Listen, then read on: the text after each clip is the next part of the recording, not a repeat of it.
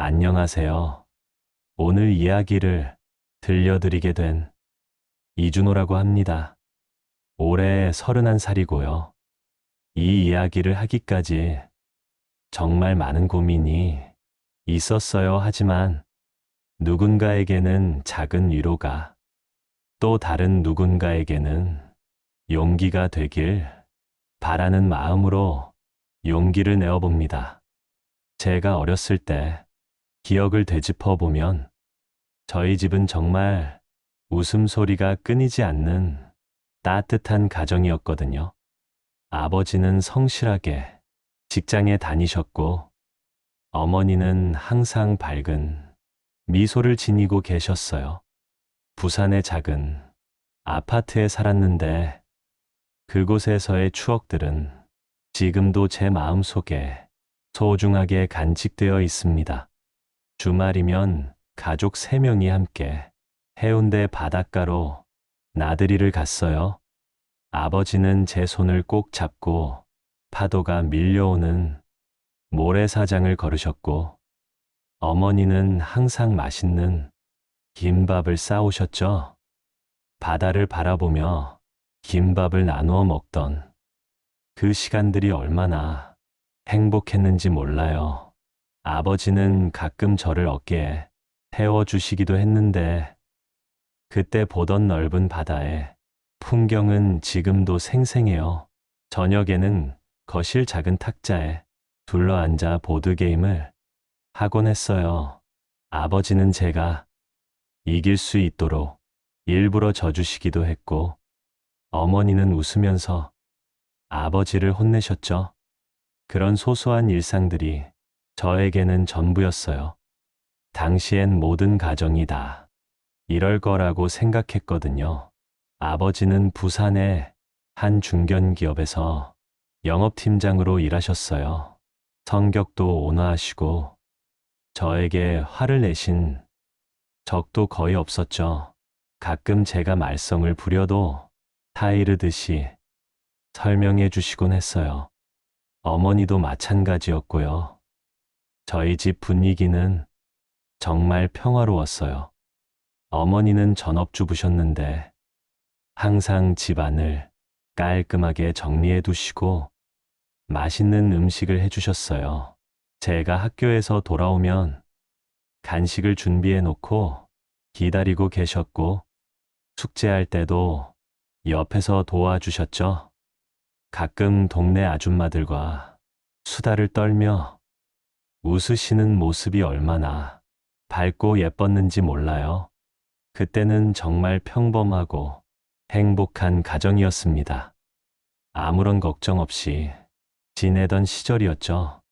아버지의 웃음소리, 어머니의 자장가, 가족끼리 함께 보던 TV 프로그램, 모든 게 소중한 추억이에요. 하지만 그 행복한 시간들이 영원히 지속될 거라고는 아무도 예상하지 못했겠죠. 변화는 제가 초등학교 3학년 때부터 서서히 시작됐어요. 그때까지만 해도 저는 뭔가 이상하다는 느낌만 받았을 뿐, 우리 가정에 어떤 폭풍이 몰아칠지는 전혀 몰랐거든요. 지금 생각해보면 그 평화로웠던 시절이 얼마나 소중했는지 깨닫게 돼요. 당연하다고 생각했던 일상의 행복이 사실은 그렇게 당연한 게 아니었다는 걸 나중에야 알게 됐죠.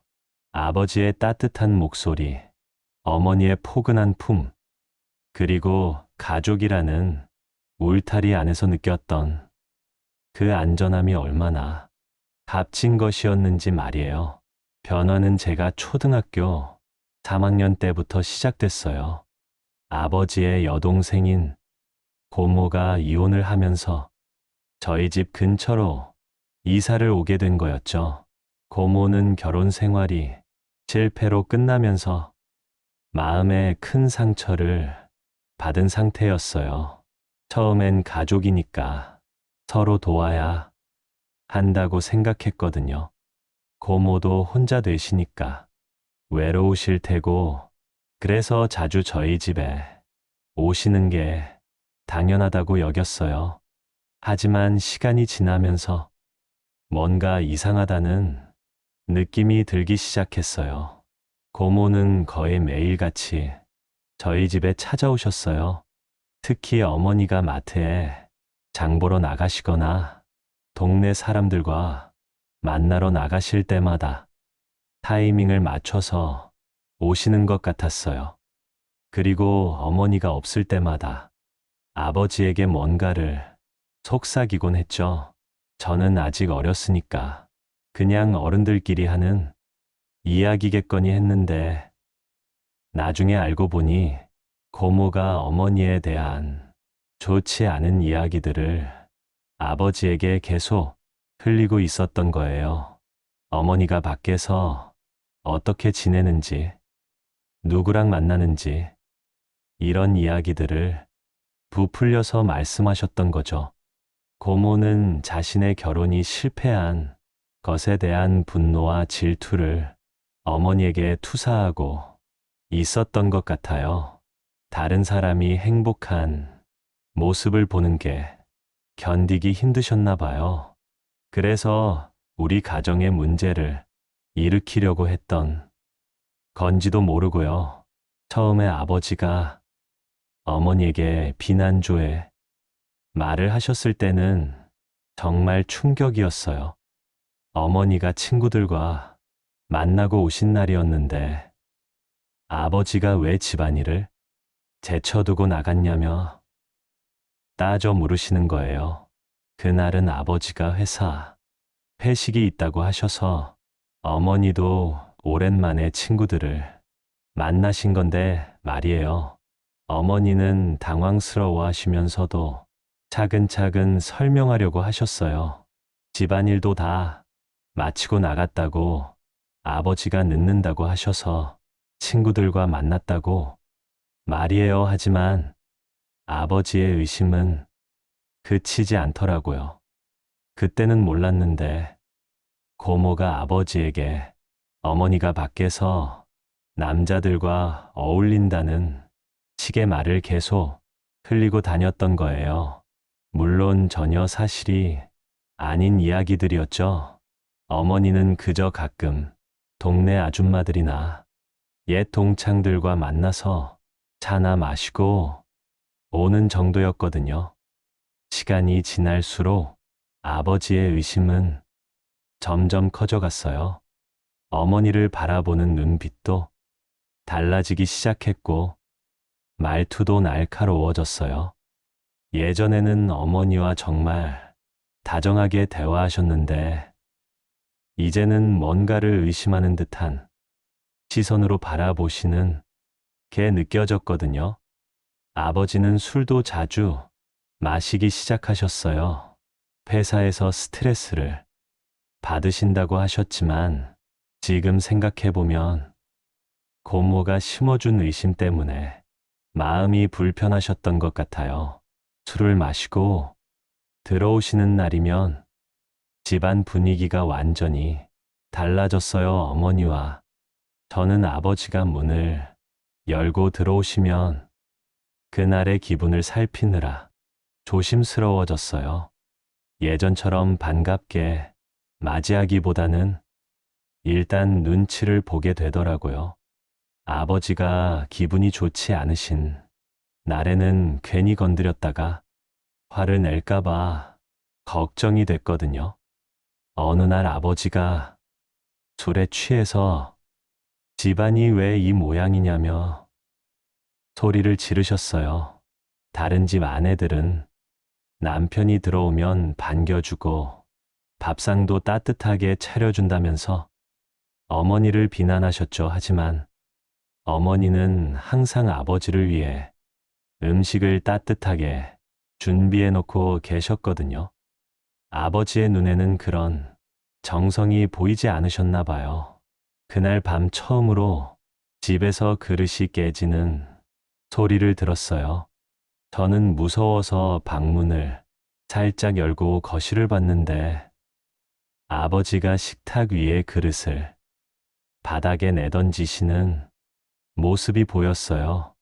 어머니는 아무 말 없이 깨진 조각들을 치우고 계셨는데 손에서 피가 나는 것 같았어요. 그 순간 저는 우리 집에 뭔가 심각한 문제가 생겼다는 걸 직감적으로 느꼈어요. 더 이상 예전의 따뜻하고 평화로운 가정이 아니라는 걸 깨달았죠. 하지만 아직 어린 제가 할 수 있는 일은 아무것도 없었어요. 그저 상황이 더 나빠지지 않기를 바랄 뿐이었죠. 다음 날 아침 어머니 얼굴에 작은 멍이 있는 걸 봤어요.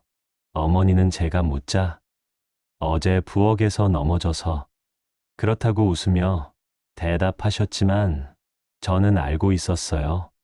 어젯밤 들었던 소리들, 아버지의 고함 소리, 뭔가 부딪히는 둔탁한 소리들이 다 연결되더라고요.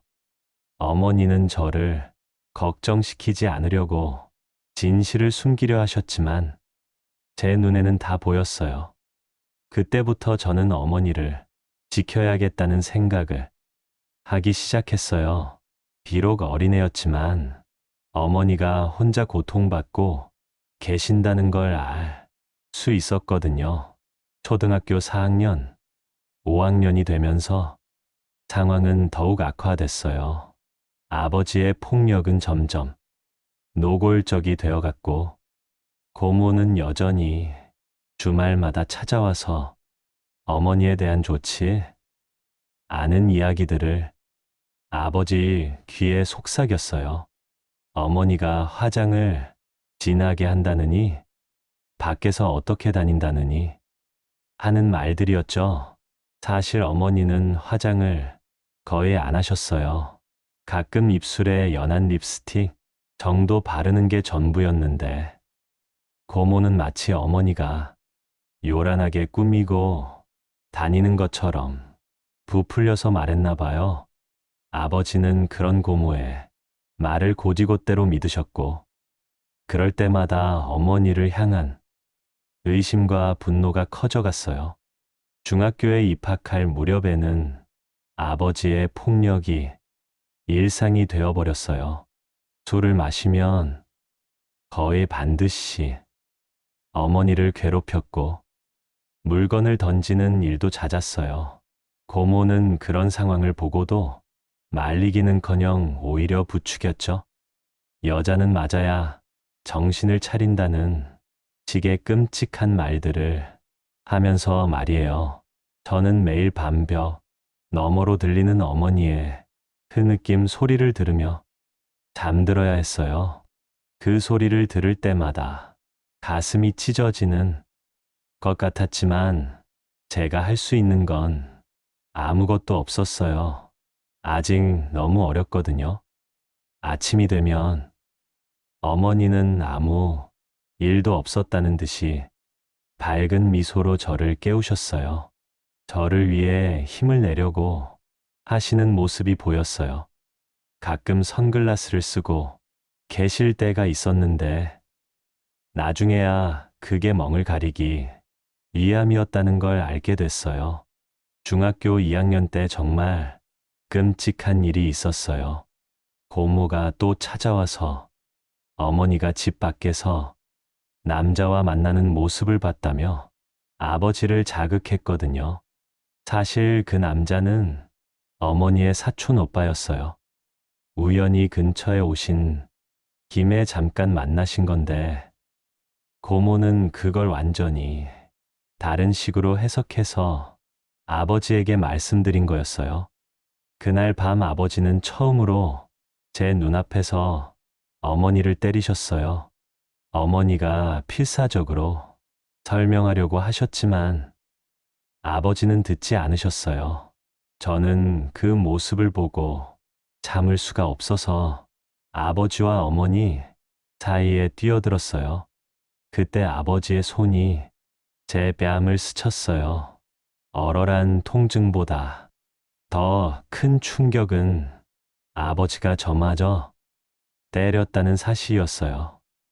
예전에 다정했던 아버지는 이미 사라지고 없었던 거죠. 어머니는 저를 끌어안고 우셨어요. 아버지는 잠시 멍하니 저를 바라보시다가 문을 박차고 나가셨고요. 그날 밤 어머니가 제게 미안하다고 하셨을 때 저는 오히려 더 큰 결심을 했어요. 제가 어머니를 지켜야겠다고. 어른이 되면 꼭 어머니를 이곳에서 구해내겠다고 말이에요. 그 결심은 제 삶의 목표가 됐어요. 저는 공부에 더욱 매진했어요. 좋은 대학에 가서 좋은 직장을 구하면 어머니와 함께 이 지옥 같은 곳을 떠날 수 있을 거라고 생각했거든요. 중학교 내내 저는 학교 도서관에서 밤늦게까지 공부했어요. 집에 늦게 들어가면 아버지와 마주칠 일도 적었고, 무엇보다 공부를 해서 좋은 성적을 받으면 어머니가 행복해 하셨거든요. 어머니도 저와 같은 생각을 하고 계셨던 것 같아요. 저에게 꼭 좋은 대학에 가서 멋진 사람이 되라고 자주 말씀하셨거든요. 저희는 서로에게 의지하며 하루하루를 버텨나갔어요. 어머니는 제가 공부에 집중할 수 있도록 아버지로부터 저를 보호하셨고, 저는 언젠가 어머니를 구해내겠다는 희망으로 매일을 살았어요. 그 희망이 없었다면 아마 견딜 수 없었을 거예요. 고등학교에 입학하고 나서도 저는 더욱 열심히 공부했어요. 아침 일찍 등교해서 밤늦게 귀가하는 생활이 반복됐죠. 집에 있는 시간을 최소화하려고 했거든요. 그래도 주말이면 어쩔 수 없이 집에 있어야 했는데, 그때마다 아버지의 폭력을 목격할 수밖에 없었어요. 아버지는 여전히 술에 취해 들어와서는 어머니에게 화풀이를 하셨어요. 자신이 왜 이렇게 힘들게 일하는지 아냐면서 다 저희들 때문이라고 소리치셨죠. 하지만 어머니는 항상 아버지를 위해 최선을 다하고 계셨어요.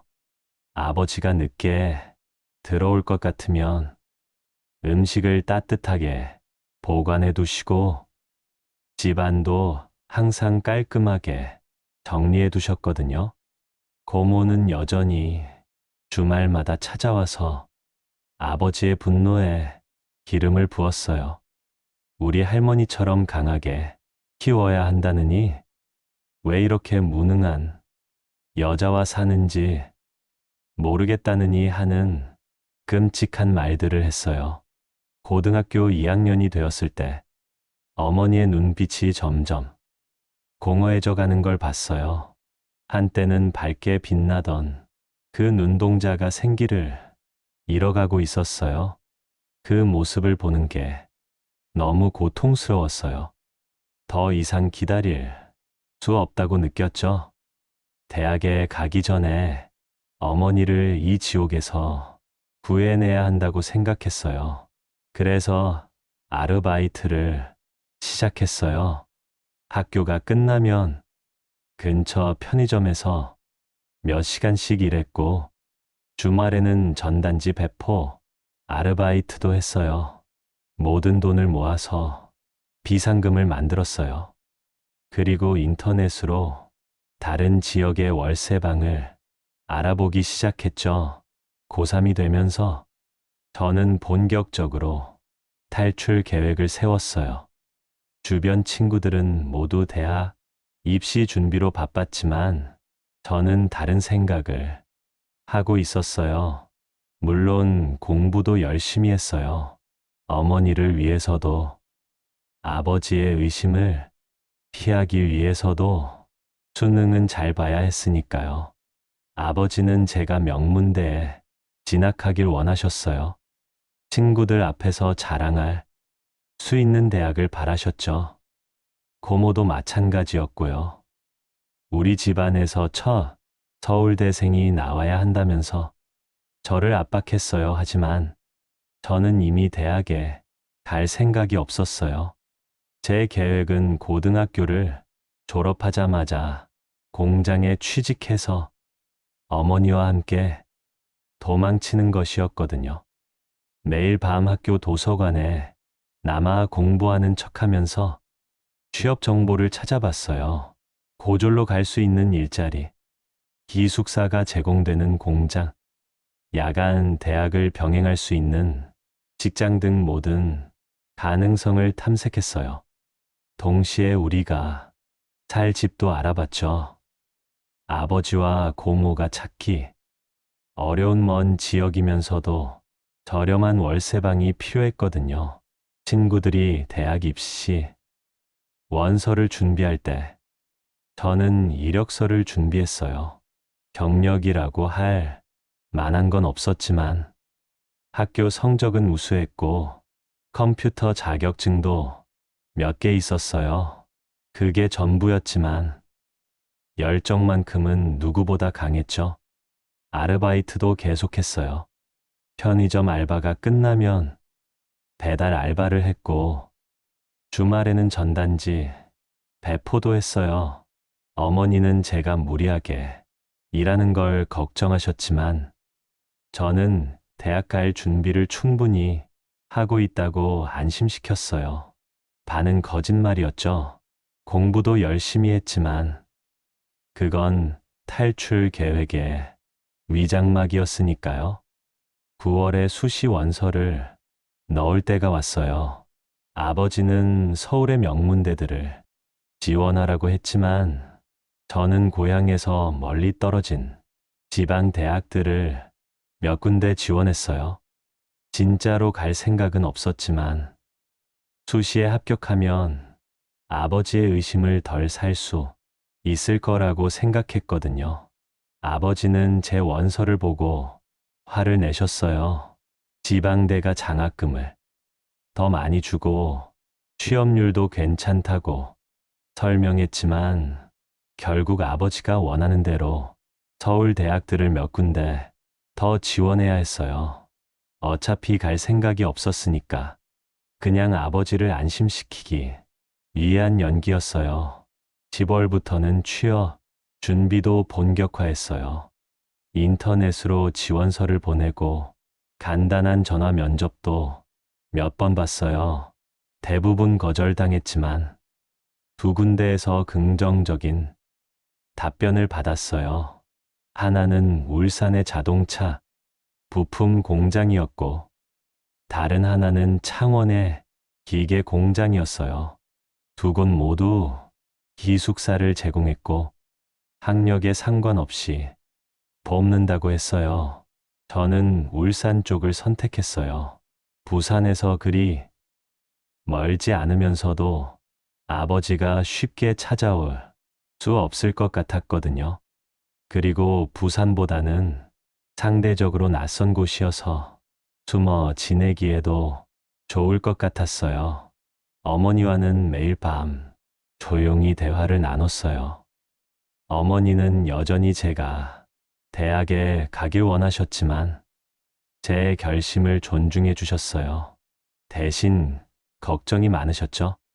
어머니는 본인은 괜찮으니 제가 대학에 가서 좋은 직장을 구하는 게 더 중요하다고 말씀하셨지만 저는 단호했어요. 어머니를 이 지옥에서 구해내는 것이 제 최우선 과제였거든요. 11월에 수능이 다가왔어요. 저는 긴장했어요. 수능을 망치면 아버지가 의심할 테니까요. 시험 당일 최선을 다했어요. 수능이 끝난 후 친구들은 모두 놀러 다니거나 게임을 하며 시간을 보냈지만 저는 더 많은 아르바이트를 찾아 나섰어요. 도망치기 위한 돈이 더 필요했거든요. 11월 말 수능 성적이 나왔어요. 예상대로 좋은 성적이 나왔어요. 상위 10% 안에 들었죠. 아버지는 기뻐하며 서울의 명문대에 정시로 지원하라고 했어요. 저는 순순히 따르는 척했지만 원서는 내지 않았어요.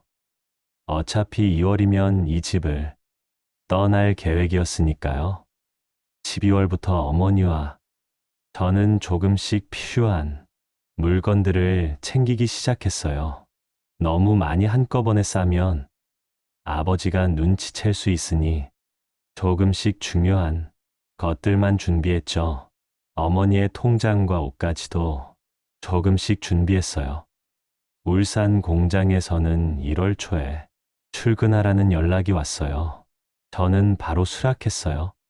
그리고 월세방도 인터넷으로 계약했어요.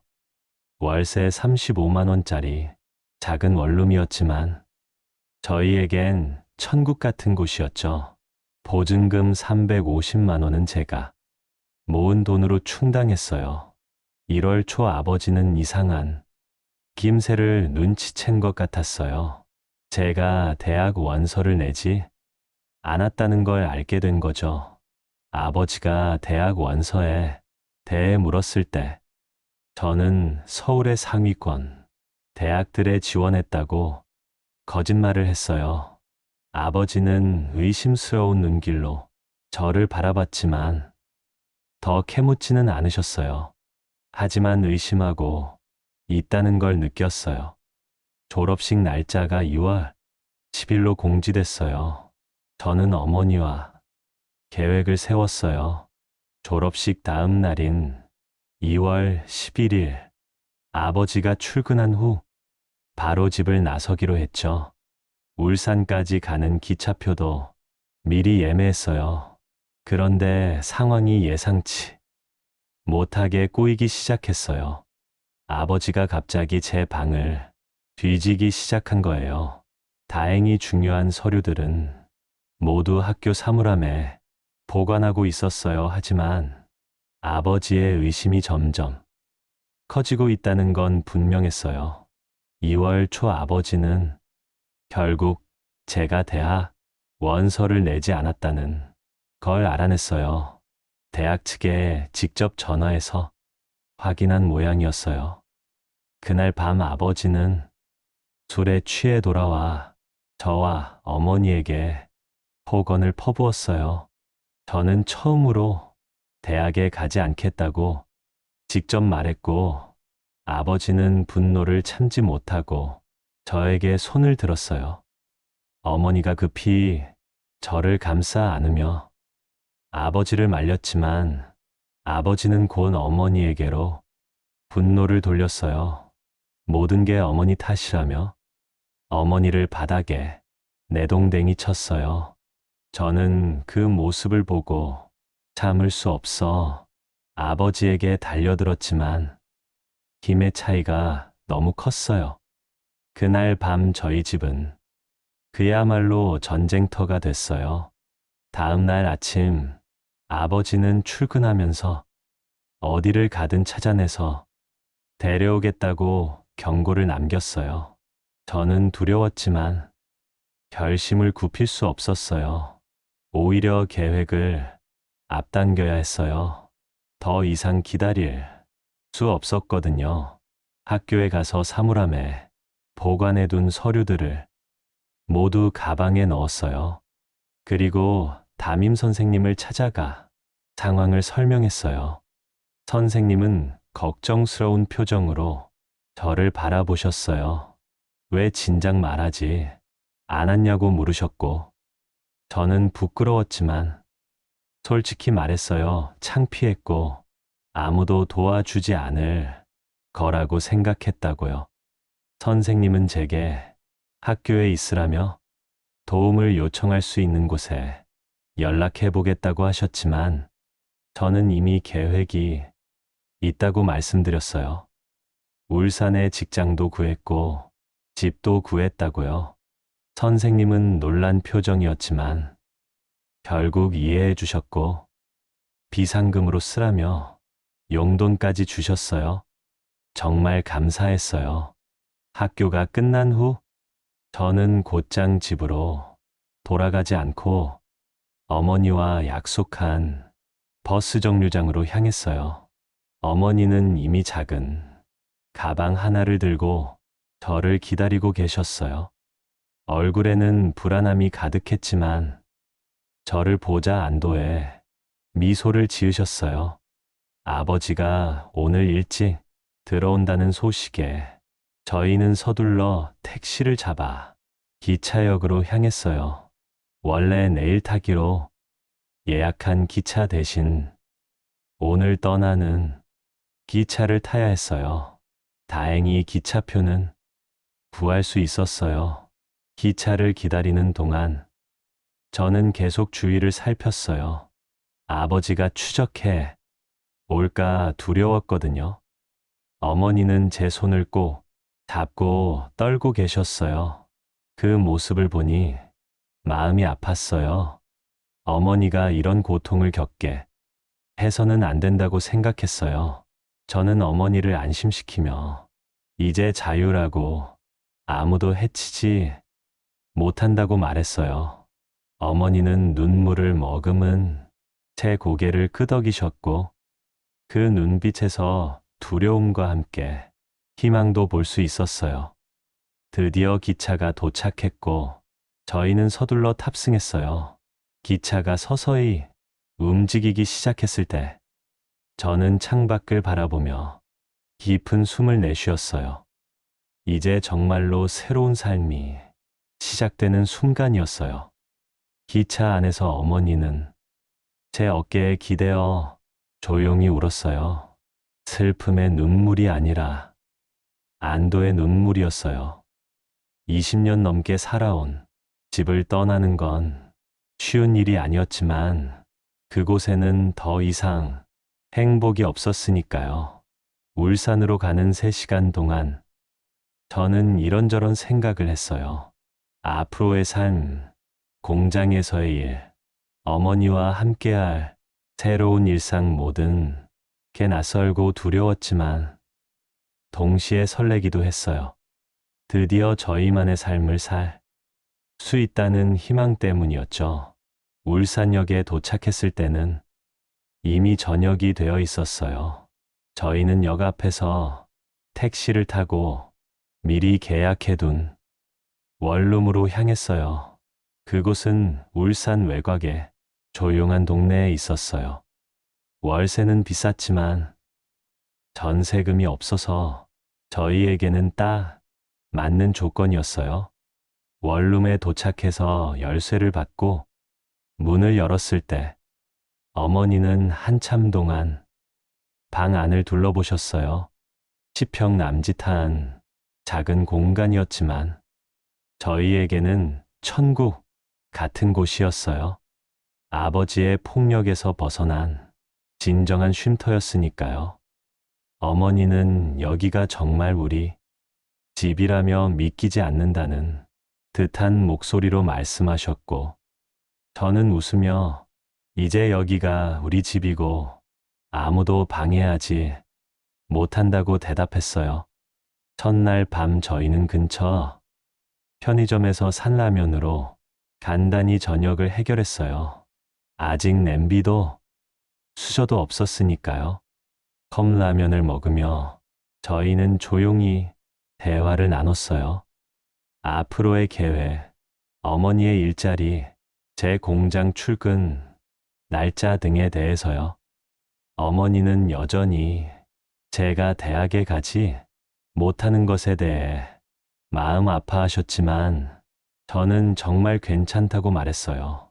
공장에서 일하면서 야간 대학이나 사이버 대학을 다닐 수 있고 무엇보다 어머니의 행복이 더 중요하다고 단호하게 말했어요. 그날 밤 저희는 오랜만에 편안하게 잠들 수 있었어요. 아버지의 고함 소리, 물건 깨지는 소리, 어머니의 흐느낌 없이 조용한 밤이었어요. 마치 오랫동안 꿈꿔왔던 평화가 드디어 찾아온 것 같았어요.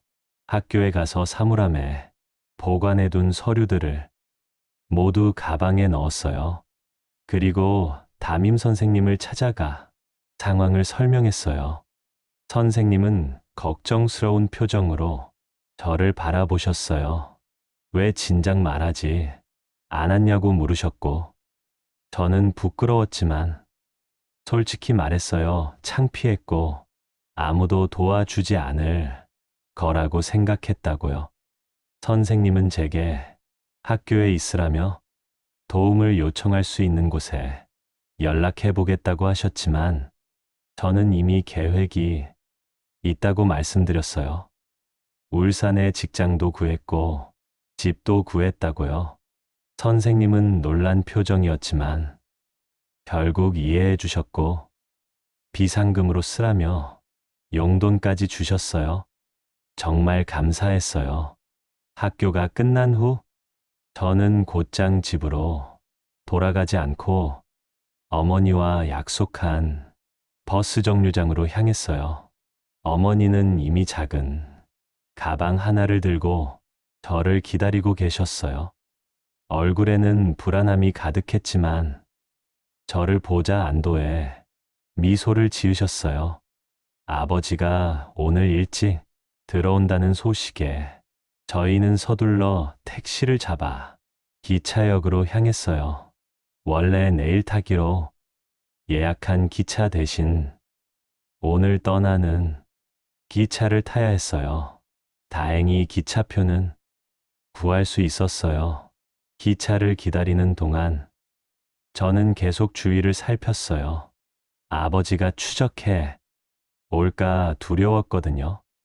어머니는 제 손을 꼭 잡고 떨고 계셨어요. 그 모습을 보니 마음이 아팠어요. 어머니가 이런 고통을 겪게 해서는 안 된다고 생각했어요. 저는 어머니를 안심시키며 이제 자유라고 아무도 해치지 못한다고 말했어요. 어머니는 눈물을 머금은 제 고개를 끄덕이셨고 그 눈빛에서 두려움과 함께 희망도 볼 수 있었어요. 드디어 기차가 도착했고 저희는 서둘러 탑승했어요. 기차가 서서히 움직이기 시작했을 때 저는 창밖을 바라보며 깊은 숨을 내쉬었어요. 이제 정말로 새로운 삶이 시작되는 순간이었어요.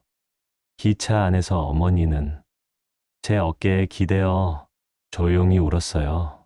슬픔의 눈물이 아니라 안도의 눈물이었어요. 20년 넘게 살아온 집을 떠나는 건 쉬운 일이 아니었지만 그곳에는 더 이상 행복이 없었으니까요. 울산으로 가는 3시간 동안 저는 이런저런 생각을 했어요. 앞으로의 삶, 공장에서의 일, 어머니와 함께할 새로운 일상 모든 게 낯설고 두려웠지만 동시에 설레기도 했어요. 드디어 저희만의 삶을 살 수 있다는 희망 때문이었죠. 울산역에 도착했을 때는 이미 저녁이 되어 있었어요. 저희는 역 앞에서 택시를 타고 미리 계약해둔 원룸으로 향했어요. 그곳은 울산 외곽의 조용한 동네에 있었어요. 월세는 비쌌지만 전세금이 없어서 저희에게는 딱 맞는 조건이었어요. 원룸에 도착해서 열쇠를 받고 문을 열었을 때 어머니는 한참 동안 방 안을 둘러보셨어요. 10평 남짓한 작은 공간이었지만 저희에게는 천국 같은 곳이었어요. 아버지의 폭력에서 벗어난 진정한 쉼터였으니까요.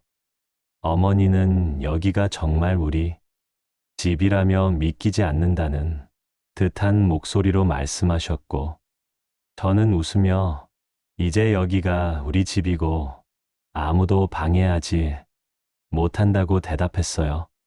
첫날 밤 저희는 근처 편의점에서 산 라면으로 간단히 저녁을 해결했어요. 아직 냄비도 수저도 없었으니까요. 컵라면을 먹으며 저희는 조용히 대화를 나눴어요. 앞으로의 계획, 어머니의 일자리, 제 공장 출근, 날짜 등에 대해서요. 어머니는 여전히 제가 대학에 가지 못하는 것에 대해 마음 아파하셨지만 저는 정말 괜찮다고 말했어요. 공장에서 일하면서 야간 대학이나 사이버 대학을 다닐 수 있고 무엇보다 어머니의 행복이 더 중요하다고 단호하게 말했어요. 그날 밤 저희는 오랜만에 편안하게 잠들 수 있었어요. 아버지의 고함 소리, 물건 깨지는 소리, 어머니의 흐느낌 없이 조용한 밤이었어요. 마치 오랫동안 꿈꿔왔던 평화가 드디어 찾아온 것 같았어요. 다음 날부터 저희는 본격적인 새 생활을 시작했어요. 생필품을 사고 간단한 가구도 구입했어요. 작은 식탁과 전자레인지 같은 것들을 샀어요. 모두 중고품이라 값은 싸지만 저희에게는 소중한 보물이었죠. 2월 15일 저는 드디어 공장에 출근했어요. 자동차 부품을 조립하는 단순한 일이었지만 월급은 괜찮았어요. 특히 잔업을 하면 더 많이 받을 수 있었기에 저는 가능한 한 많은 시간을 일하기로 했어요. 어머니도 근처 편의점에서 아르바이트를 시작하셨어요. 그렇게 저희의 새로운 삶이 시작됐어요. 물론 경제적으로 어려움이 많았고 늘 아버지가 찾아올까 두려움에 떨기도 했지만 그래도 평화로웠어요. 무엇보다 어머니의 얼굴에 점점 생기가 돌아오는 걸 볼 수 있었어요. 그것만으로도 저는 충분히 행복했어요. 한 가지 아쉬운 점은 졸업식에 참석하지 못했다는 거예요. 친구들과 제대로 인사도 못 하고 떠나야 했으니까요. 하지만 그것쯤은 감수할 수 있었어요. 어머니의 안전이 더 중요했으니까요. 저희가 도망친 후 아버지는 경찰에 신고를 했다고 해요. 미성년자 유괴로요. 하지만 제가 이미 성인이었고 어머니도 자발적으로 집을 나온 것이기에 경찰도 특별히 수사를 하지는 않았대요. 그래도 저희는 항상 조심했어요. 아버지가 저희를 찾아내지 못하도록 주소지도 바꾸지 않고 가능한 한 노출을 피했어요. 울산에서의 새로운 삶이 시작된 지 벌써 2년이 흘렀어요. 처음에는 모든 게 낯설고 두려웠지만 시간이 지나면서 저희는 조금씩 안정을 찾아갔어요. 저는 자동차 부품 공장에서 일하며 꾸준히 경력을 쌓았고 어머니도 처음에는 편의점에서 시작해 지금은 근처 마트에 계산대에서 일하고 계세요. 월급도 조금씩 올라 이제는 좀 더 넓은 투룸으로 이사할 수 있었어요. 비록 여전히 월세이긴 하지만 원룸일 때보다는 훨씬 나아진 환경이었어요. 이렇게 조금씩 안정을 찾아가던 어느 날 제 핸드폰으로 문자 한 통이 왔어요. 병무청에서 온 신체 검사 통지서였어요. 순간 머리가 하얘졌어요. 저는 이 순간이 올 걸 알고 있었지만 막상 마주하니 두려움이 몰려왔어요. 신체 검사일은 한 달 후로 잡혀 있었고 장소는 울산 지방병무청이었어요. 솔직히 말하면 저는 신체 검사를 피하고 싶은 마음이 컸어요. 어머니를 혼자 두고 가야 한다는 생각에 가슴이 무너져 내렸거든요. 혹시라도 아버지가 어머니를 찾아내면 어떡하나. 어머니가 아프면 누가 돌봐드리나. 경제적으로 어려움이 생기면 어떡하나. 이런 생각들로 밤잠을 이루지 못했어요. 처음에는 무시하려고 했어요. 통지서를 못 본 척하고 계속 일상을 살아갈 수 있지 않을까 싶었거든요. 하지만 곧 그런 생각이 얼마나 위험한지 깨달았어요. 군대에 가지 않으면 병역기 피자가 되고 그러면 언젠가는 경찰이 찾아올 거예요. 그때 어머니까지 함께 발각되면 생각만 해도 끔찍했어요. 고민 끝에 저는 어머니와 상의하기로 했어요. 어느 저녁 저는 조심스럽게 이야기를 꺼냈어요. 어머니의 표정이 순간 굳어졌어요. 역시 어머니도 이 날이 올 걸 알고 계셨던 거예요. 하지만 어머니는 곧 담담한 표정으로 돌아오셨어요. 저는 솔직하게 말씀드렸어요. 어머니를 혼자 두고 가는 게 두렵다고. 병역기 피자가 되면 나중에 더 큰 문제가 생길 수 있다고요. 어머니는 제 말을 조용히 들으시더니 고개를 끄덕이셨어요. 어머니는 제게 말씀하셨어요. 엄마가 나를 위해서 뭐 해준 게 너무 많다고. 군대도 제대로 뭐 보내고. 하지만 준호야, 엄마는 괜찮다고. 나 없이도 잘 지낼 수 있고 병역의 의무는 꼭 지켜야 하는 거라고. 그렇지 않으면 나중에 내 인생에 큰 걸림돌이 될 거라고요. 어머니의 말씀에 저는 눈물이 핑 돌았어요. 어머니는 언제나 저를 먼저 생각하셨고 지금도 마찬가지였어요. 그날 밤 저는 결심했어요. 신체 검사를 받고 군 복무를 마치고 그 후에 더 멋진 아들이 되겠다고요. 신체 검사를 받으러 가는 날 저는 마음이 무거웠어요. 어머니는 아침부터 저를 위해 정성스럽게 밥을 차려주셨고 제 옷매무새를 정리해 주셨어요. 어머니의 손길에서 저는 불안함을 느꼈어요. 어머니도 저와 같은 걱정을 하고 계셨던 거죠. 병무청에 도착해서 저는 차례차례 검사를 받았어요.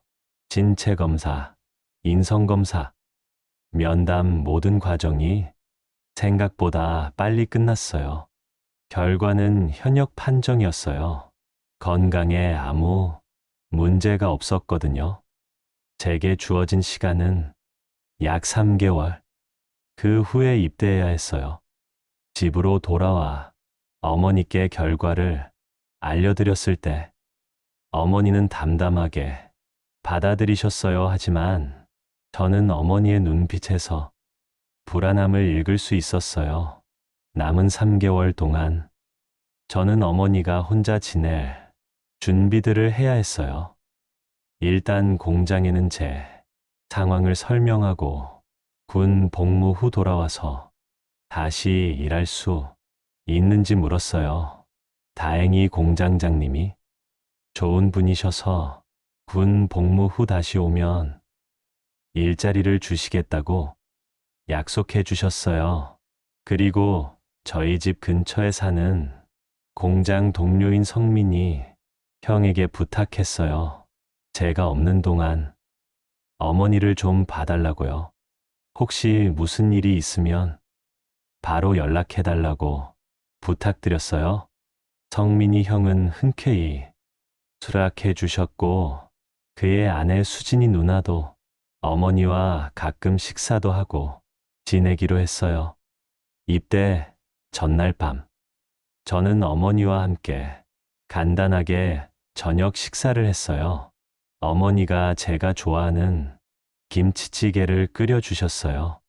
밥을 먹으며 저는 어머니에게 마지막 당부를 드렸어요. 제가 없는 동안 몸 건강히 계시라고. 그리고 혹시라도 아버지나 고모가 찾아오면 바로 경찰에 신고하시라고요. 어머니는 살짝 웃으시며 고개를 끄덕이셨어요. 그리고 제 손을 꼭 잡으셨어요. 걱정 말고 훈련 잘 받으라고. 엄마는 괜찮다고 하셨어요. 입대일 아침 어머니는 평소보다 일찍 일어나 저를 위해 아침을 준비하셨어요. 제가 좋아하는 계란말이와 김치볶음밥이었어요. 저는 입이 맛없었지만 어머니의 정성을 생각해 최대한 많이 먹으려고 노력했어요. 어머니는 저를 입대 장소까지 배웅해 주시겠다고 하셨지만 저는 거절했어요. 다른 어머니들이 아들을 붙잡고 우는 모습을 보면 어머니도 참지 못하고 우실 것 같았거든요. 집 앞에서 마지막 인사를 나누고 저는 뒤돌아보지 않고 걸음을 옮겼어요. 뒤돌아보면 울 것 같아서요. 입대 장소에 도착해서 머리를 밀고 군복을 입고 선서를 하는 과정이 마치 꿈속에서 일어나는 일처럼 느껴졌어요. 실감이 나지 않았어요. 다른 동기들은 모두 긴장한 표정이었지만 저는 오히려 어머니에 대한 걱정으로 주변 상황이 잘 들어오지 않았어요. 기초군사 훈련이 시작되고 저는 매일매일을 기계적으로 보냈어요. 새벽에 일어나 구보하고 교육받고 사격 훈련하고 하루하루가 똑같이 흘러갔어요. 하지만 밤이 되면 항상 어머니 생각이 났어요. 기초군사 훈련이 끝나고 자대 배치를 받았어요. 강원도 춘천이었어요. 자대에 도착하자마자 저는 선임의 도움으로 어머니에게 전화를 했어요. 어머니의 목소리를 들으니 안심이 되더라고요. 자대 생활은 훈련소보다는 조금 편했지만 여전히 규칙적이고 단조로웠어요. 다행인 점은 제 상황을 알게 된 선임들과 간부님께서 주말마다 어머니와 통화를 할 수 있게 해주신다는 거였어요. 어머니는 항상 잘 지내고 계시다고 말씀하셨지만 가끔 통화 중에 피곤한 목소리가 들릴 때면 저는 마음이 아팠어요. 어머니는 여전히 마트에서 일하시면서 혼자 생활하는 게 쉽지 않으셨을 텐데 저에게 걱정 끼치지 않으려고 힘든 내색을 안 하시는 것 같았거든요. 그러던 어느 날 어머니와의 통화 중에 이상한 느낌이 들었어요. 어머니의 목소리가 평소보다 더 피곤하게 들렸고 말씀도 짧게 끊으시는 것 같았거든요. 직감적으로 뭔가 안 좋은 일이 있다는 걸 느꼈어요. 어머니는 괜찮다고 하셨지만 저는 계속 물었어요. 결국 어머니는 마트에서 일하다가 어지러워서 쓰러지셨다고 털어놓으셨어요. 다행히 동료들이 바로 도와줘서 큰일은 없었다고 하셨지만 저는 걱정이 되어 견딜 수 없었어요. 저녁까지 3개월. 저는 거의 매일 어머니와 통화했어요. 다행히 어머니의 상태는 점점 나아지고 있었어요. 성민이 형수님이 어머니를 위한 영양식을 정기적으로 가져다 드리고 수진이 누나도 자주 찾아뵙는다고 했어요. 무엇보다 어머니 스스로도 건강에 신경 쓰시는 모습이 보였어요. 저녁을 일주일 앞둔 시점에서 저는 이제 정말 곧 어머니 곁으로 돌아갈 수 있다는 생각에 설레는 마음으로 하루하루를 보내고 있었어요. 그날 저녁 점호를 마치고 취침 준비를 하던 중이었어요. 내무반에 분주한 발소리가 들렸고 소대장님이 저를 찾으시는 소리가 들렸어요. 이 시간에 소대장님이 직접 내무반에 오신다는 건 뭔가 심상치 않은 일이 있다는 뜻이었어요. 소대장님의 표정은 심각했어요. 제 가슴이 쿵쾅거리기 시작했어요. 무슨 일이 있는 건지 짐작조차 할 수 없었지만 좋은 소식이 아니라는 것만은 확실했어요. 중대장실에 들어서자 중대장님과 행정병이 저를 기다리고 있었어요. 중대장님은 제게 앉으라고 하셨어요. 준호야, 집에서 급한 연락이 왔다고 어머니께서 많이 위급하신 상태라고 하셨어요. 그 순간 저는 숨이 멎는 것 같았어요. 온몸에 식은땀이 흘렀어요. 중대장님은 잠시 망설이시더니 자세한 내용은 병원에 가서 알게 될 거라고 지금 당장 긴급 휴가를 내주겠다고 말씀하셨어요. 저는 정신없이 내무반으로 돌아가 짐을 챙겼어요.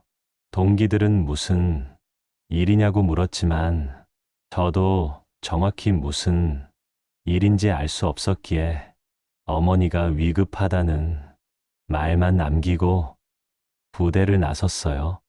부대에서 가장 가까운 버스 터미널까지는 행정병이 차로 데려다 주었어요.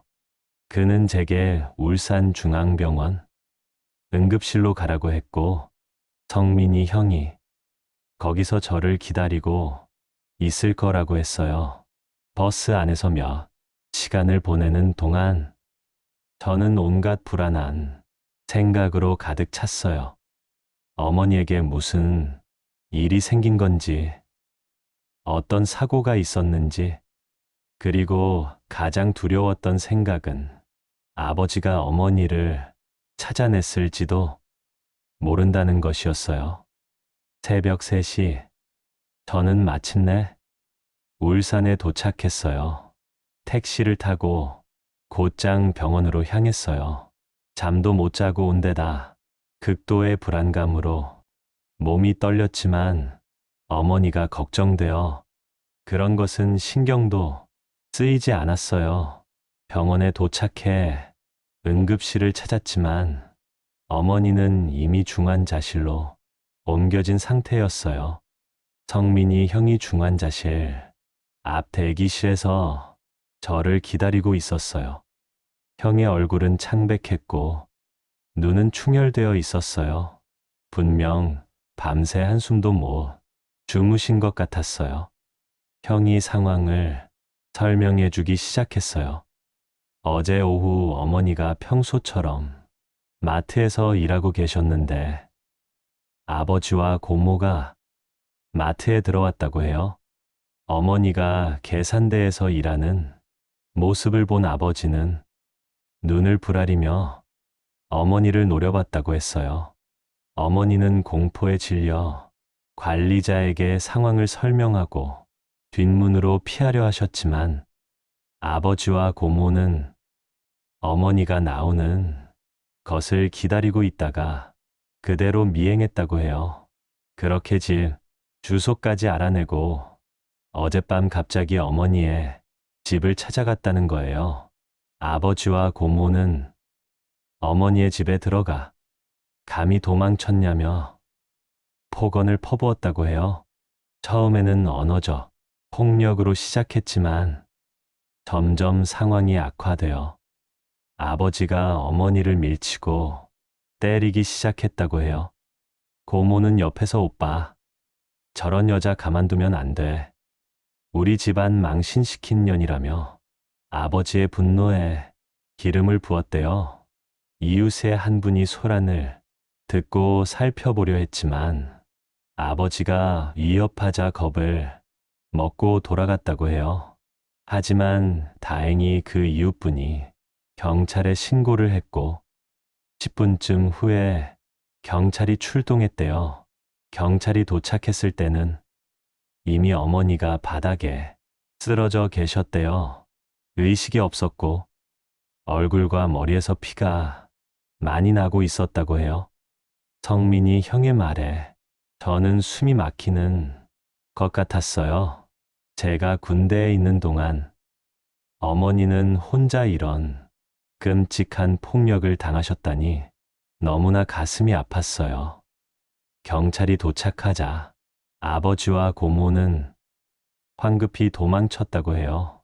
그런데 골목을 빠져나가 큰 도로로 뛰어들던 고모는 달려오는 트럭을 미처 보지 못하고 그대로 치였다는 거예요. 고모는 현장에서 즉사했고 아버지는 경찰에 체포되었다고 했어요.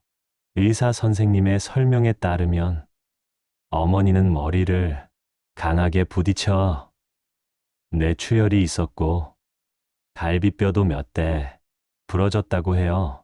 게다가 내장 출혈도 있어서 응급 수술을 받았다고 했어요.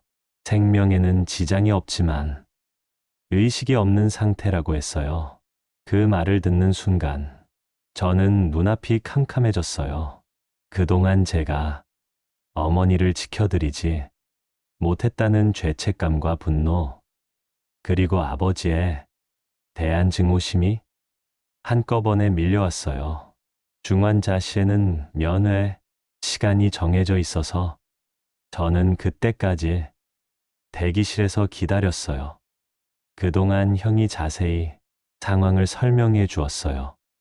아버지는 현재 경찰서에 구금되어 있고 살인미수와 가정폭력 혐의로 조사받고 있다고 했어요. 고모의 사망으로 인해 상황이 더 복잡해졌지만 목격자들과 증거가 충분해 아버지가 풀려날 가능성은 거의 없다고 했어요. 드디어 면회 시간이 되어 저는 중환자실에 들어갔어요. 온갖 기계와 호스에 둘러싸인 어머니의 모습은 제 가슴을 찢어놓았어요. 평소에 따뜻하고 밝던 어머니가 아니었어요. 얼굴은 멍들고 부어 있었고 머리는 붕대로 감겨 있었어요. 어머니의 손을 조심스럽게 잡았어요. 차갑고 약한 그 손이 예전에는 얼마나 강하고 따뜻했는지. 어머니는 항상 저를 위해 강한 척했지만 지금은 그렇게 약하고 작아 보였어요. 경찰서에서 담당 형사님을 만났어요. 아버지는 현재 구속 상태라고 살인미수, 특수폭행, 가정폭력 등 여러 혐의로 조사 중이라고 했어요. 형사님의 설명에 따르면 아버지는 2년 동안 계속해서 저희를 찾아다녔다고 해요. 심지어 사설 탐정까지 고용했다고 했어요. 그러다가 우연히 울산의 한 온라인 커뮤니티에 올라온 마트 홍보 사진에서 어머니를 발견했다고 해요. 그 사진 속에 어머니가 계산대에 서 있는 모습이 찍혀 있었대요. 아버지는 계획적으로 어머니를 찾아내서 해를 입히려 했다는 것이 분명하다고. 이것은 단순한 가정 다툼이 아니라 명백한 범죄 행위라고 형사님이 말씀하셨어요. 이틀째 되는 날, 간호사님이 달려와 알려주셨어요. 어머니가 손가락을 움직이셨다고, 의식이 돌아오고 있는 것 같다고 했어요. 그 말을 듣는 순간 저는 환희와 안도감에 눈물이 흘렀어요. 의사 선생님의 말씀에 따르면 다행히 의식이 조금씩 돌아오고 있다고. 아직 완전히 깨어나신 것은 아니지만 손가락을 움직이고 간단한 명령에 반응하시는 것을 보면 좋은 징후라고 하셨어요. 형사님으로부터 연락이 왔어요. 아버지가 모든 혐의를 인정했다고 해요. 또한 어머니의 회복을 위한 치료비를 전액 부담하겠다고 했다고 했어요. 하지만 저는 아버지의 돈은 한 푼도 받고 싶지 않았어요. 그 돈에는 어머니의 피와 눈물이 묻어 있다고 생각했으니까요. 아버지는 최소 7년에서 최대 12년의 징역형을 받게 될 것 같다고. 또한 출소 후에도 장기간 접근 금지 명령이 내려질 거라고 형사님이 말씀하셨어요.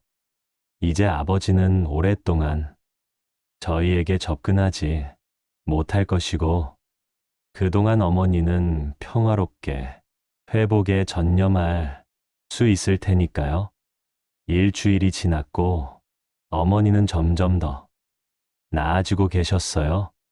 이제는 완전히 의식을 되찾으셨고 짧은 대화도 가능해졌어요. 중환자실에서 일반 병실로 옮겨졌고 저는 낮에는 어머니 곁을 지키고 밤에는 병실 소파에서 잠을 청했어요. 어느 날 아침 어머니가 제 이름을 부르셨어요. 목소리는 약했지만 제 이름을 부르는 그 음성은 제게 세상에서 가장 아름다운 소리였어요. 저는 어머니 곁에 앉아 이제 괜찮다고, 아무도 엄마를 해치지 못한다고 말했어요. 어머니의 눈에서 눈물이 흘러내렸어요. 저는 조심스럽게 그 눈물을 닦아드렸어요. 어머니는 정말 미안하다고, 엄마가 조심했어야 했는데라고 말씀하셨어요. 제 가슴이 아팠어요. 어머니는 자신이 당한 폭력에 대해 스스로를 책망하고 계셨어요. 저는 어머니의 잘못이 아니라고, 아버지가 잘못한 거라고 말했어요. 이제 아버지는 감옥에 갔고 다시는 우리를 해치지 못한다고 말씀드렸어요. 어머니는 고모에 대해서도 물으셨어요. 저는 고모의 사망 소식을 어떻게 전해야 할지 고민했지만 언젠가는 알게 될 일이고 제가 숨기는 것은 옳지 않다고 생각했어요. 고모는 사고로 돌아가셨다고, 아버지와 함께 도망치다가 길에서 차에 치였다고 말씀드렸어요. 어머니의 표정이 복잡해졌어요. 증오와 슬픔, 그리고 이상하게도 약간의 안도감이 뒤섞인 것 같았어요. 어머니는 그랬구나, 불쌍한 사람이라고 말씀하셨어요. 고모가 저희 가정을 망가뜨리는데 큰 역할을 했지만, 그래도 어머니는 그녀의 죽음을 안타까워하셨어요. 병원에 입원한 지 2주가 지났을 때 의사 선생님은 어머니가 퇴원해도 된다고 말씀하셨어요. 물론 완전히 회복된 것은 아니었고, 앞으로도 계속 물리치료와 심리치료를 받아야 했지만 병원에 있을 필요는 없다고 하셨어요. 하지만 집으로 돌아가기는 어려울 것 같다고, 그곳에서의 트라우마가 있을 테니까 가능하다면 다른 거처를 마련하는 것이 좋겠다고 의사 선생님이 말씀하셨어요. 저는 이미 계획을 세워두었다고 대답했어요. 성민이 형의 도움으로 울산의 다른 지역에 작은 월세방을 구해두었거든요. 퇴원하는 날, 어머니는 휠체어를 타고 병원을 나오셨어요. 아직 걷기가 힘드셨거든요. 밖의 공기를 마시며 어머니는 깊은 숨을 들이마셨어요. 이제 정말 괜찮을까라고 물으시는 어머니에게 저는 네, 엄마, 이제 정말 괜찮다고, 아버지는 감옥에 있고 우리는 새로운 시작을 할 거라고 말했어요. 새 집으로 향하는 차 안에서 저는 어머니에게 제 계획을 이야기했어요. 어머니가 완전히 회복될 때까지는 제가 옆에서 돌봐드릴 것이고, 그동안 구직 활동을 할 거라고요. 그리고 어머니가 정서적으로 안정을 찾으면 저희는 함께 새로운 도시로 이사 갈 수도 있다고 말씀드렸어요. 어머니의 퇴원 후 저희는 약 3개월 동안 울산에서 지냈어요. 그 시간 동안 어머니는 육체적인 회복을 위해 물리치료를 받으셨고, 심리적인 트라우마를 극복하기 위해 상담 치료도 꾸준히 받으셨어요. 처음에는 어머니가 외출을 두려워하셔서 집 밖으로 나가는 것조차 힘들어 하셨지만, 조금씩 용기를 내시면서 일상으로 돌아오기 시작하셨어요. 아버지의 재판은 생각보다 빨리 진행됐어요.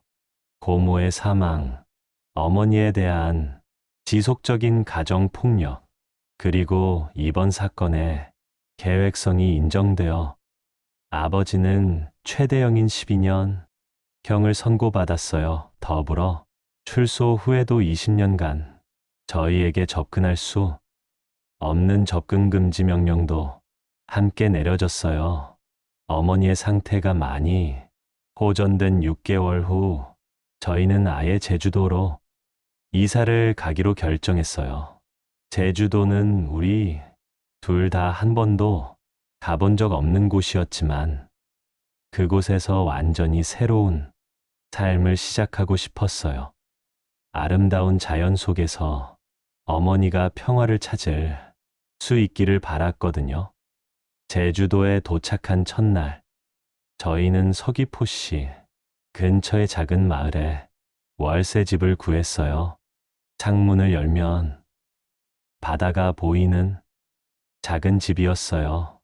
어머니는 창가에 서서 바다를 바라보시더니 오랜만에 진정한 미소를 지으셨어요.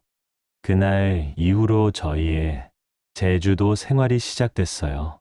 저는 서귀포시에 있는 호텔에 취직했고, 어머니는 건강이 허락하는 한에서 동네 꽃집에서 파트타임으로 일을 시작하셨어요. 어머니는 어릴 적부터 꽃을 좋아하셨는데, 이제야 그 취미를 직업으로 삼을 수 있게 된 거죠. 제주도의 생활은 저희에게 치유의 시간이었어요. 아침에 일어나면 바다를 바라보고 주말에는 오름을 오르며 자연과 함께 호흡했어요. 어머니의 얼굴에는 점점 생기가 돌아왔고 웃음소리도 자주 들을 수 있게 되었어요. 제주도에 온 지 1년쯤 되었을 때 저는 호텔에서 일하며 혜진이라는 여성을 만났어요. 혜진 씨는 호텔 레스토랑에서 요리사로 일하고 있었는데 밝고 따뜻한 성격으로 저와 어머니에게 많은 위로가 되어 주었어요. 혜진 씨는 제주도 토박이로 저희에게 제주도의 아름다운 장소들을 많이 소개해 주었고, 때로는 어머니와 함께 정원 가꾸기를 하며 친분을 쌓기도 했어요. 자연스럽게 혜진 씨와 저는 가까워졌고, 2년 후 저희는 결혼을 약속했어요. 어머니는 제가 행복한 모습을 보시고 정말 기뻐하셨어요. 결혼 준비를 하면서 저는 혜진 씨의 부모님을 만나게 됐어요.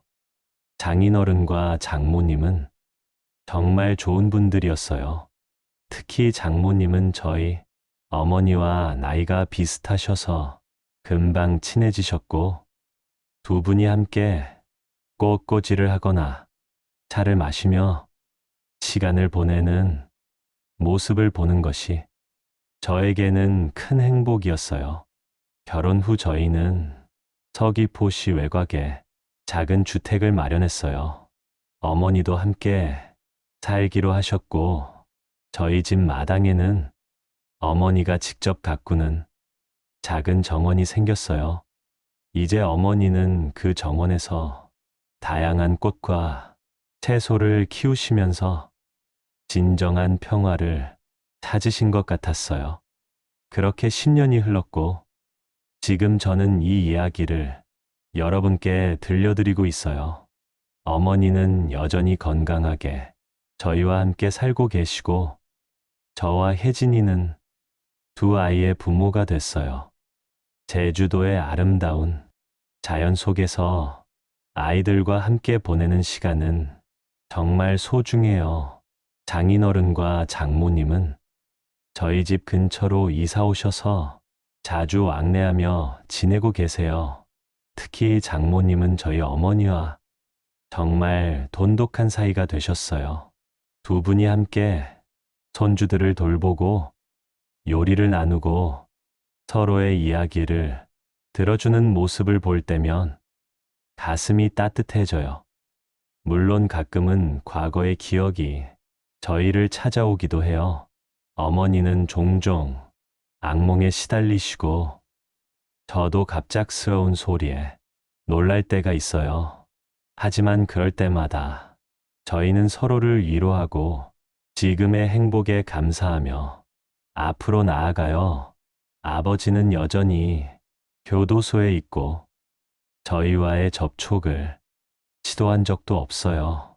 솔직히 말하면 저는 아버지를 완전히 용서하지는 못했어요. 하지만 이제는 증오보다는 연민의 감정이 더 커요.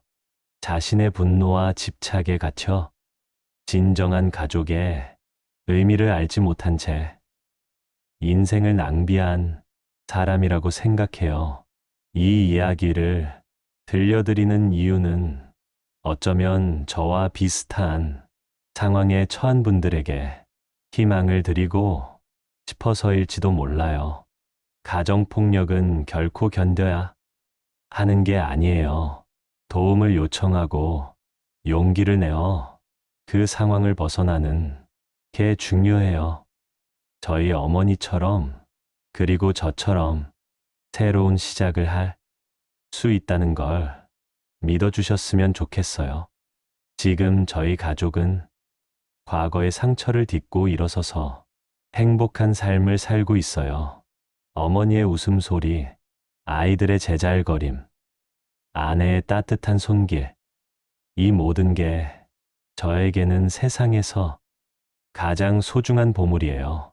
그러고 보니 저는 대학에는 가지 않았지만 나중에 사이버대학에서 호텔 경영학을 공부했어요. 지금은 제가 일하는 호텔에서 중간 관리자 역할을 하고 있고 혜진이와 함께 작은 펜션을 운영할 계획도 세우고 있어요.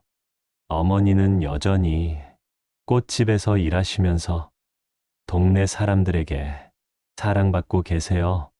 가끔 부산에서 온 관광객들을 만나면 묘한 기분이 들어요. 그곳은 저의 고향이지만 동시에 가장 끔찍한 기억들이 있는 곳이기도 하거든요. 하지만 이제는 그 기억들이 저를 괴롭히지 않아요. 오히려 지금의 행복이 얼마나 소중한지 깨닫게 해주는 거울 같은 역할을 해요.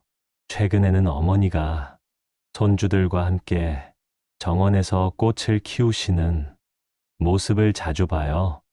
아이들이 어머니께 할머니는 왜 가끔 울어요? 라고 물을 때가 있어요. 그럴 때 어머니는 할머니가 행복해서 우는 거라고, 예전에는 슬퍼서 울었지만 지금은 기뻐서 운다고 말씀하세요. 그 모습을 볼 때마다 제 마음도 따뜻해져요.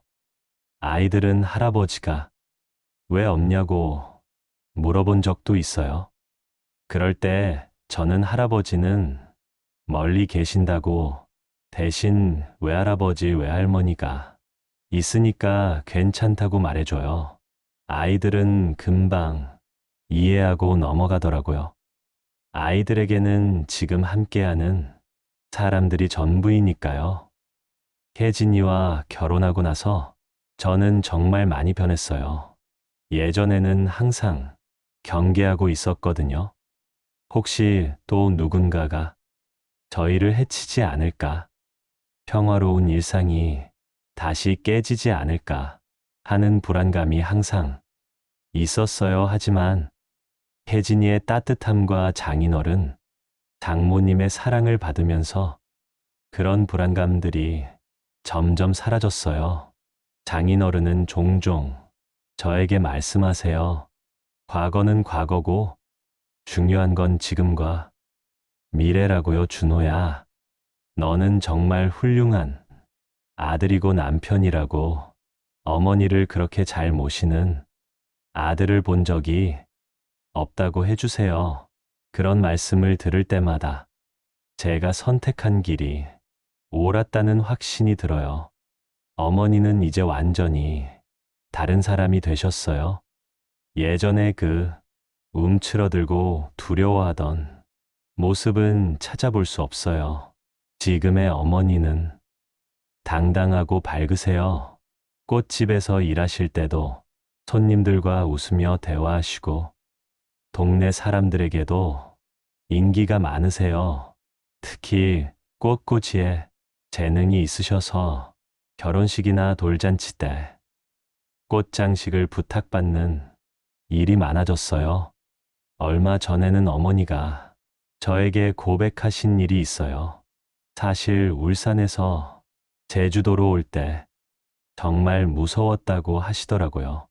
새로운 곳에서 또 다시 시작해야 한다는 게 두려웠다고요. 하지만 지금은 제주도로 온 게 인생에서 가장 잘한 일 같다고 말씀하셨어요.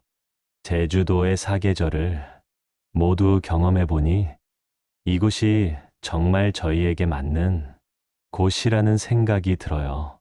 봄에는 유채꽃밭을 산책하고 여름에는 바다에서 아이들과 수영하고 가을에는 오름에 올라가서 단풍을 보고 겨울에는 따뜻한 집에서 가족끼리 오순도순 모여 앉아 시간을 보내요.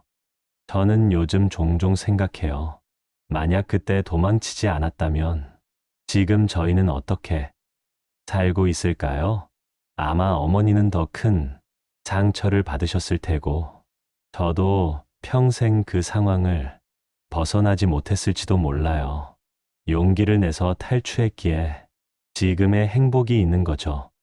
가정폭력을 당하고 계신 분들께 꼭 말씀드리고 싶어요. 절대 혼자 참지 마세요. 도움을 요청하세요. 처음에는 무섭고 두려울 수 있지만 그 한 걸음이 새로운 인생의 시작이 될 수 있어요. 저희처럼 완전히 새로운 곳에서 새로운 삶을 시작할 수 있어요. 물론 쉽지 않은 길이에요. 경제적인 어려움도 있고 혼자서 모든 걸 해결해야 하는 부담감도 있어요. 하지만 그 모든 어려움보다 더 소중한 건 자유와 평화예요. 아무도 여러분을 해치지 못하는 안전한 공간에서 사는 것. 그게 얼마나 귀한 일인지 몰라요. 어둠 속에서도 희망을 놓지 않는다면 언젠가는 반드시 빛을 찾을 수 있어요. 저희가 그 증거이고요. 지금 이 순간에도 어딘가에서 힘들어하고 계신 분들이 있다면 용기를 내세요. 여러분도 분명히 행복할 자격이 있어요. 이 이야기가 누군가에게 작은 위로와 용기가 되었기를 바라요. 그리고 지금 행복하게 살고 계신 분들은 그 평범한 일상이 얼마나 소중한 건지 꼭 기억해 주세요. 저희에게는 이런 평범한 행복이 꿈 같은 일이었거든요. 마지막으로 저희 가족의 이야기를 끝까지 들어주셔서 감사합니다. 지금도 어머니는 정원에서 꽃을 가꾸고 계시고 아이들은 마당에서 뛰어놀고 있어요. 혜진이는 저녁 준비를 하고 있고요. 이런 소소하고 평범한 순간들이 저에게는 세상에서 가장 큰 행복이에요. 앞으로도 저희는 이 행복을 지켜나가며 살아갈 거예요. 그리고 언젠가 저희 아이들이 자라서 어른이 되었을 때 할머니와 아빠가 어떻게 용기를 내어 새로운 삶을 시작했는지 이야기해 줄 거예요. 어떤 어려움이 와도 포기하지 않으면 반드시 길이 열린다는 것으려 감사합니다.